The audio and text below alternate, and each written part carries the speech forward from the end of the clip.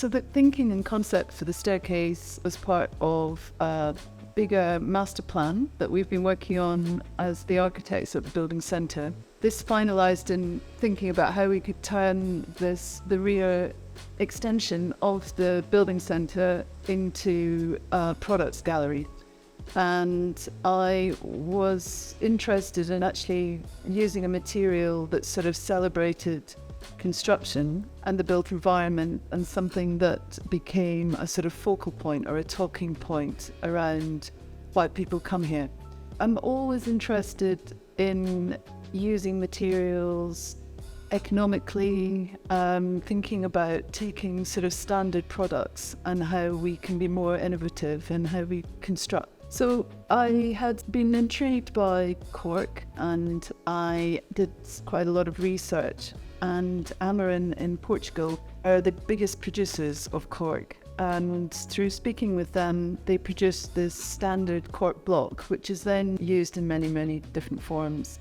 So it was from that conversation that I was interested in how could we build from a block material and create this staircase. Amorim is by far today the largest group in the cork industry. It's clear that one of the main features of cork is its sustainability role. It's a natural material, it's a reusable and recyclable material. Cork forest is one of the top 36 hotspots for biodiversity in the world. It is also resistant to fire, so it acts as a barrier to the fires in the forest. It is also very important to regulate the hydrological cycle, preventing the erosion of the soils. And last but not the least is the very positive impact that it has in the environment concerning the footprint. We've always been working with low energy materials, and we're trying to find ways of building structures that use less carbon or decarbonized materials like timber and stone. We'd never really thought about cork until Roz came with this proposition, but cork is an amazing material. It comes off a tree that isn't cut down. So rather than forestry, where you're constantly cutting the trees down and regrowing them, you're just skinning the cork oak. And Amorim, with the natural cork, they make stoppers, and some of the stoppers are extremely high value products for whiskies and high-end things, but there's a lot of wastage, so they're getting cork skins, and they're punching corks and stoppers from that, but the leftovers are crushed up into fine grain, and they're put into an autoclave, which means that they're baked and they're squashed into the blocks that Roz was talking about, 600 by 900 by 200 millimeters deep.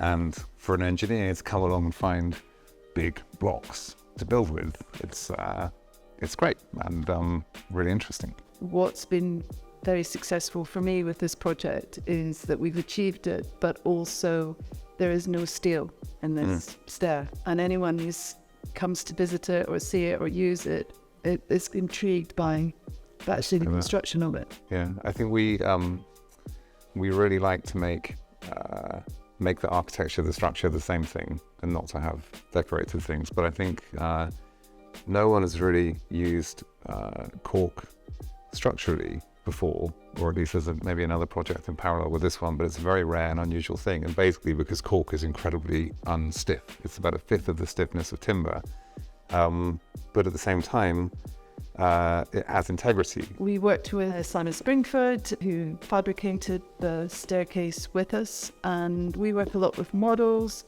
but we were able to think through the details with Steve and his team of how we'd have these interlocking treads, and how we would then construct the actual staircase. So we have these 900 by 600 cork blocks, and we're limited to that size. We can't make long cork elements that span from top to bottom, so we have to build it, as I said, really in an analogous way to stone.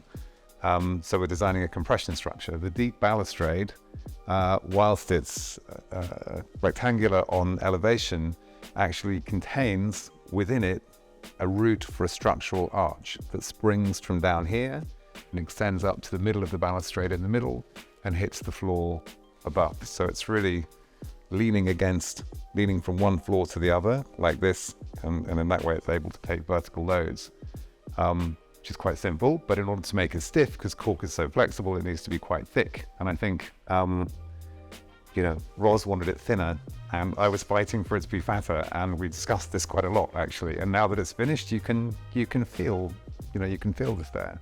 Flex just a little, but not too much. But then between the balustrades, again, in this kind of stone analogy, the treads are arching, but they're too wide to make out of a single block. So they're linked in the middle with this halving joint, and the halving joint switches from side to side. And basically the two halves are pushing against each other like this.